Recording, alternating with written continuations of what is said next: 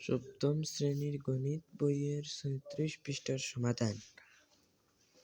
12 নম্বর অঙ্কের স্বপন একটি কাজ 24 দিনে করতে পারে।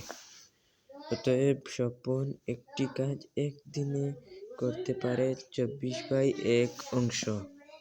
আবার রতন একটি কাজ 16 দিনে করতে পারে।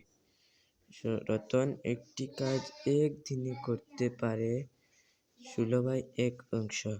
স্বপন ও রতন একটি কাজ একত্রে এক দিনে করতে পারে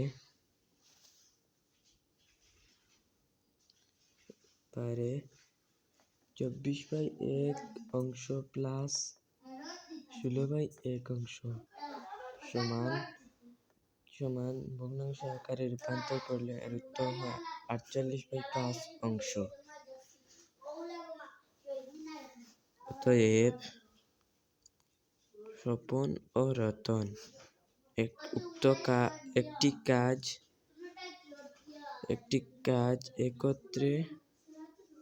একত্রে সম্পূর্ণ কাজ করতে পারে 1 - 48/5 অংশ। অতএব সমান 1 গুণ 48/5 অংশ সমান 48/5 অংশ বা 9/3/1 অংশ। থ্যাঙ্কস। ভালো লাগলে লাইক করবেন।